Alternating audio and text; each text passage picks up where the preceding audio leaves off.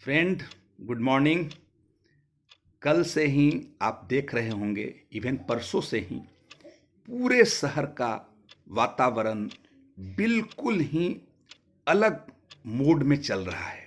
हर जगह भक्ति का माहौल है। हर जगह लोगों में एक असीम ऊर्जा की अनुभूति हो रही है। आपस में इतना सहयोग बढ़ा हुआ है कि हर आदमी स्वैच्छिक तौर पे साफ सफाई में, लोगों की सेवा में, और हर व्यक्ति एक दूसरे को ऐसे मदद करने के लिए तत्पर है जैसे लगता है कोई अपना ही बंधु बांधव है।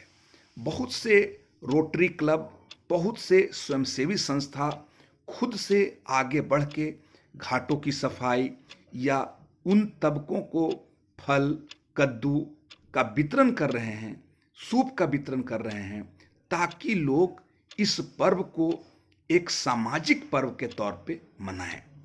आप लोग सबको इस पावन त्योहार पे लार्सनो परिवार की तरफ से बहुत बहुत हार्दिक शुभकामना है। मैं व्यक्तिगत तौर पे प्रकृति का पुजारी हूँ और मैं इस त्योहार से खास तौर से बहुत लगाव रखता हूँ, क्योंकि इस त्योहार में मुझे ये चीज़ बड़ी गहराई से समझ में आती है कि हमारी जो अपनी सनातन संस्कृति है उसमें हम लोगों को कितना बड़ा साहचर्य का संस्कार दिया जाता है। और उससे भी बड़ी बात, हम लोग इस मतलबी दुनिया में अक्सर ये सुनते हैं कि व्यक्ति का या वस्तु का या किसी चीज़ का उपयोगिता तभी तक होती है जब तक हमको उससे फायदा मिलता है। लेकिन इस त्योहार में आप देखेंगे कि हम प्रकृति की ऐसी पूजा करते हैं जिसमें उनके डूबने पर भी हम उनकी आराधना करते हैं और उनके उगने पर भी हम उनकी आराधना करते हैं। ये कितना बड़ा संदेश है।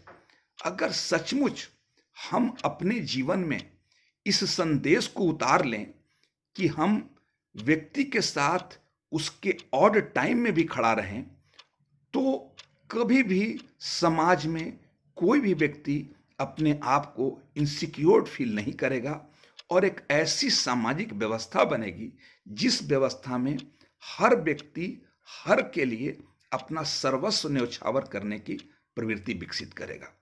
दूसरी चीज जो मुझे इस त्योहार को अपने तरफ बहुत ज्यादा खींचती है वो है, इसमें कोई पाखंड नहीं, कोई ब्रह्मनिज्म नहीं कि भाई पंडित जी आएंगे तो वो कराएंगे। खुद से सेल्फ स्टार्टेड प्रवृत्ति है, जो एक बहुत बड़ी बात है कि यहाँ पे किसी तरह का कोई पाखंड नहीं है, किसी तरह का कोई डिपेंडेंसी नहीं है और किसी तरह का ये नहीं है कि आप इसी से आराधना कर सकते हैं। चाहे तो आप खड़े हाथ आराधना कर सकते हैं, चाहे आप कुछ भी दे करके आराधना कर सकते हैं। तीसरी चीज जो हम लोग सबको इस छठ के पावन त्योहार में सीखने की चीज है वो है प्रकृति से प्रेम। आज पूरी दुनिया दो तीन चीजों पे बड़ी चिंतित नजर आ रही है। पहली एनर्जी क्राइसिस, दूसरी सर्वाइवल क्राइसिस, तीसरी हरित जो पट्टी है वो घट रही है, कार्बन का ग्रीन हाउस इफेक्ट बढ़ रहा है, बेमौसम बरसात हो रही है, बेमौसम सूखा पड़ रहा है। ये सारी परिस्थितियां क्यों हैं? इसीलिए है कि हम प्रकृति के साथ छेड़छाड़ करते हैं। लेकिन इस पावन त्योहार में हम प्रकृति की पूजा करते हैं। अगर आप साइंस के स्टूडेंट रहे होंगे या कम से कम मैट्रिकुलेशन तक भी साइंस पढ़े होंगे तो आपने महसूस किया होगा कि सारे हमारे एक्टिविटीज के जो सोर्सेज है वो सनलाइट ही है। तो सोचिए कि हम हिंदुस्तानी लोग कितना दूरदर्शी और कितना साइंटिफिक थिंकिंग में विश्वास रखते हैं कि हम उसी मेन सोर्सेज ऑफ एनर्जी को इतना सम्मान देते हैं, इतना साहचर्य देते हैं। इसलिए फ्रेंड्स, इस पावन त्योहार पे मैं आप लोग सबको यही कहना चाहूँगा कि इस पर्व से अगर जो आपके अंदर 2-3 दिनों के लिए परिवर्तन आता है, उस परिवर्तन को आप अपने जीवन का अंग बनाएं।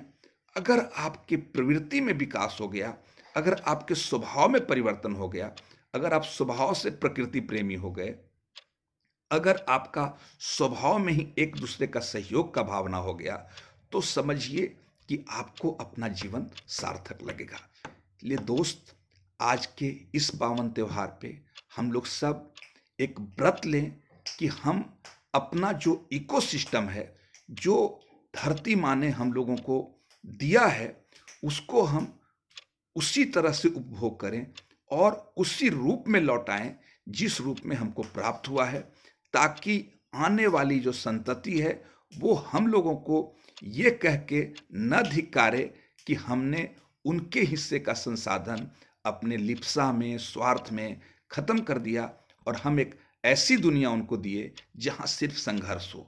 क्योंकि आप देख रहे हैं कि पूरे वर्ल्ड में पानी की समस्या बहुत तेजी से बढ़ रही है, बहुत से शहर बिना पानी के हो गए हैं। तो मैं आप लोग सबको यही आग्रह करूंगा कि अपने जीवन में इस छठ त्योहार की तरह डिसिप्लिन लाएं, प्रकृति के साथ जुड़े रहें और उनके दिए गए संदेश को हम अपने जीवन में भी उतारें और सबको लेकर के हम एक ऐसी दुनिया बनाएं जहां हर संसाधन पे हर का हक हो और व्यक्ति व्यक्ति से जुड़े और हम लोग मिल करके एक ऐसा प्रकृति का निर्माण करें जिसमें सब लोग साहचर्य के साथ रह सके, कोई न शोषित महसूस कर सके, न कोई पीड़ित महसूस कर सके, न कोई ठगा महसूस करें। हो सकता है कि मेरा छोटा सा ये आग्रह के लिए आप अपने मन मस्तिष्क में कुछ जगह देंगे, कुछ विचार करेंगे और एक बेहतर दुनिया बनाने के इस संकल्प के साथ आप मेरा साथ देंगे। आप लोग सबको दूसरी बार छठ की बहुत बहुत शुभकामना। पूरे परिवार के साथ आप इस त्योहार को पूरे आनंद से मनाएं और जितना संभव हो सके प्रकृति के साथ जो आपका जुड़ाव है वो आगे भी बना रहे। बहुत बहुत शुक्रिया। Thank you.